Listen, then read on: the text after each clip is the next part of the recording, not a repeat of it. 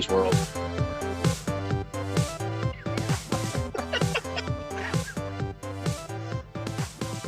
Hey out there, all you people.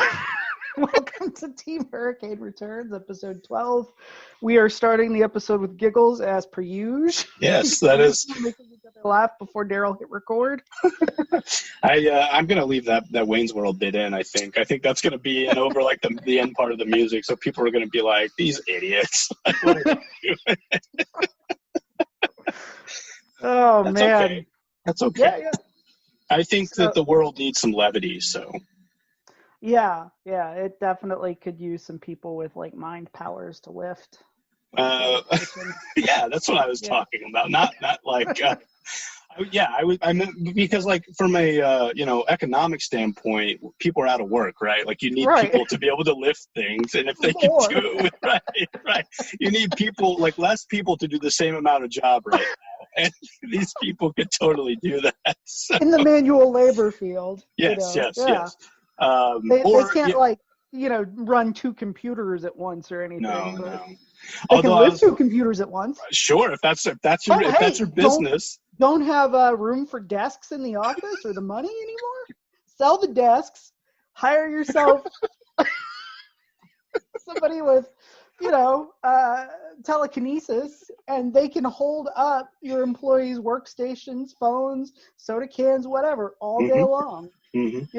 And that will cost you less in the long term. Sure. I don't think you'll actually save money necessarily. Maybe in the short term you'll get a little bump from the sales of your desk hardware, but the cost of training and keeping a psychic on Today I said, speaking of unorthodox office workers, I said that we should hire those people from Minority Report so that they could figure out what our customers wanted before they knew what they wanted. The precogs. Yes. So, like your customer comes up and says, I want, and you're like, this. And they're like, how did you know? And we're like, because we got these dudes back here. In a bathtub back here. They're doing some thought crime prevention. Now we're getting into Orwell. Yeah, I'm not going to be honest. There's some real 1984 vibes happening in this country right now. And at your company, it sounds like. And at my company, especially with the precogs. Dan, the first precog we hired, he's a really nice guy, but don't interrupt him while he's working. He gets really pissed off. He'll predict. Yeah, he has been known to vindictively predict crimes of coworkers just to get them out of his way. Oh yeah, and since they're never wrong, right? Right. That's how Terry ended up in prison. Yeah, I mean, and unfortunately, not didn't actually commit the crime, but so that's fucked up. But this is Trump's America. You don't really have to commit a crime to get arrested. So. And sometimes no matter how many crimes you commit, you don't get arrested. Sure, it's a real shit show. Like it's a real crapshoot. You just don't know. Like, you commit a crime and you're like, I'm going to get away with this, baby, or you don't even commit the crime and you don't get away with it. It's the lottery. If by not winning the lottery, instead of just not getting any money, you literally lost everything. Right. I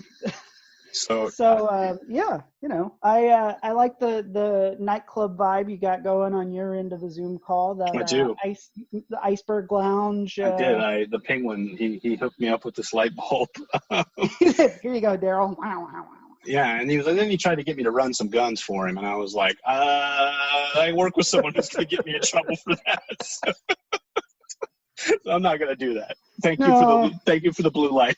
I work for I have a precog at work, and he's like, "Oh, one of those, huh? Okay." Which penguin is this, by the way? Is this Burgess Meredith? Is this the British Cockney penguin from the Batman Arkham games? I was going a Coke bottle stuffed in his eye. I always noticed that. That was the first thing I noticed in the Arkham City. Like, I went, holy shit, this guy has a monocle. And then I looked closer and I said, no, that is a Coke bottle. He has a broken Coke bottle stuck in his face. Which, like, do we ever find out how that happened? I don't think so, because I think even in what about Arkham Origins?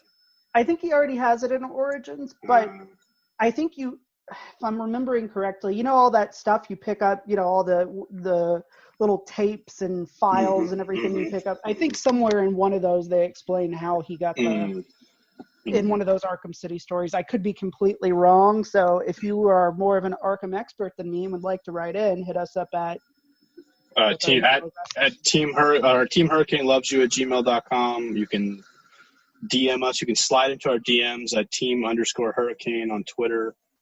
I hope Kevin Conroy answers, to be honest with you. That would be amazing. He's like, actually, fellas. But he needs to do it he needs to do it as Batman. I need to set up a crime scene.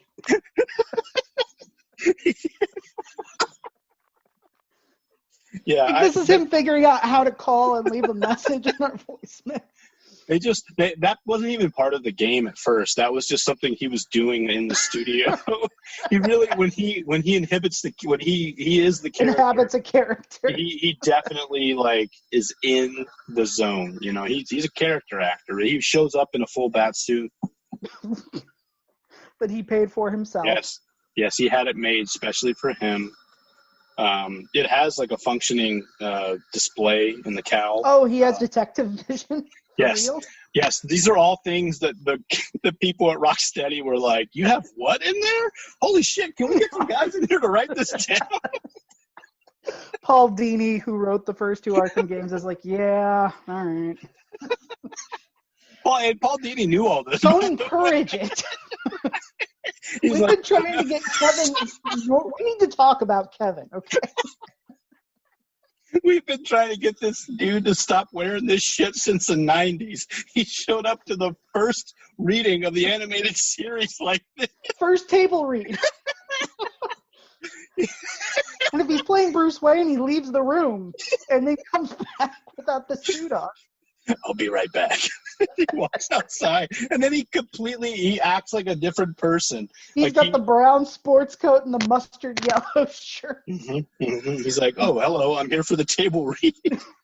Hey, yeah, that sort of more jaunty voice he has as Bruce Wayne. Did you notice in the later cartoons, when they did the second run where Tim Drake was Robin? Right, in the red suit? Yeah. Did you notice that he kind of stopped doing that with the Bruce Wayne voice? Like Batman and Bruce Wayne just sounded a lot more alike at that point?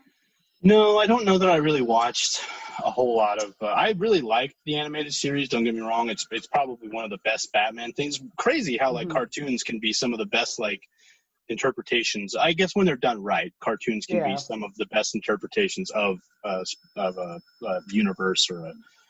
pop culture. Right, exactly. Artifact. So I watched early ones for sure, but yeah, that was better than the show. It took place on his home planet. It was a prequel. The Back to the Future cartoon. Yeah, that was definitely better than the movie. Right. The Bill and Ted cartoon. What other? Beetlejuice. Those were all better. Way better. Oh my God. Masterpiece of an animated RoboCop. The Chuck Norris cartoon series. What was the one with Bo Jackson and Wayne Gretzky and Michael Jordan? It was like a sports car. Yeah, something like that. Yeah. The Super Mario cartoon was better than the game. Oh, yeah. Yeah. Definitely better than the movie. The Legend of... Well, the movie was the best. Actually. So, the Legend of Zelda cartoon was better than Ocarina of Time, hands down. And Breath of the Wild put together. Link's Awakening. Take a shit. Because this cartoon is a fucking masterpiece. I don't know why it didn't win a Peabody. Excuse me, princess. I actually, I really, that was that episode of The Simpsons where they're trying to get Bart to give up his crib because Lisa's about to be born and he just won't let go of it no matter how hard Homer pulls? Mm-hmm. That was me with that version of Legend of Zelda as new games were released that didn't line up with the mythology of that cartoon. I was like, well, no, hang on. Ganon doesn't look like that. He's a brown kid. Come on. Wizard Groves. A guy? No, he's not a with guy. Red hair? No. This will not stand. Also, Zelda and Link are in love. Hello? Why are they? Yeah, like what? He's always scheming for ways to get a kiss. Which, when you think about it, is probably that's probably why we don't see too many reruns of that cartoon, because it got Me Too'd. It's true. Her dad invites this guy. He's like, he saved my life, which I appreciate, but I really wish he'd stop sexually harassing me. Dad, can you seriously stop inviting him over? Whatever your name is, yeah. And he's like, "Oh, Zelda, get back in the kitchen and make an apple pie." And it's like, damn, even you. And I remember, yeah, that's probably why. He's always trying to get that kiss, man. Like, just scheming of ways, and then, like, getting real pissy with her every time she turns out to be, like, more competent or smarter than he is. Like, Link actually doesn't come off very good in that cartoon. I can see, all right, you know what, Nintendo, you're doing it right. You guys were way ahead of the curve on that, and I was the one that was behind the curve. I was wrong. That's hard for me to admit. But I'll go ahead and admit it. I have such a love for the animated series in my heart that it was tough for me to see it for what it was, which was a misogynist piece of shit. I think probably every cartoon from that era was. Well, I mean, not just cartoon. Like, we've watched, my wife and I have watched, like, movies from the 80s, and we're like, oh, my God. Like, I watched 16 Candles, like, recently, and I was like, holy shit, like, there's some bad stuff happening here. Yeah. Like, taking the drugged girl and, yeah. Yes. I mean, he was fucked up, too, though, which... Yeah. Well, but not as fucked up as she was. No, but he was passed out at one point. If you remember, he doesn't drink or do drugs, so his tolerance is probably. I'm not trying to justify this. I'm sorry. This seems like I'm like, hold on, you're persecuting Anthony Michael Hall here. Farmer Ted. He would never do such a thing. I stand with Farmer Ted. He has plenty of female friends who say he would never do something like that. No, I'm just... Well, he doesn't actually remember that they had sex, which says to me that he was pretty goddamn fucked up and shouldn't have been allowed to drive, or she got him fucked up on the drive. Yeah, which is entirely possible. I don't know what happened. No one knows what happened but those two and John Hughes, and he's dead, so... Took that secret to his grave. He did. It was probably the last thing he like giggled to himself right before he died. Descended into his coffin with his arms closed like a vampire. Yes. He said, and then he died. And we'll never know. Yeah. He wouldn't even tell his wife and kids. And they were like begging him in They tears. badgered him, for like They're months. like, will you please clear up this mystery which has been plaguing fans and is soiling your legacy artistically. Sure, yeah. And he's just like, nah, let it burn. He's like, what's his name in Lord of the Rings, who has like goes all the way to the fire and then it's like, no. Explain it. Explain. Ron's like, explain the scene. Tell us what happened. Give it context. No.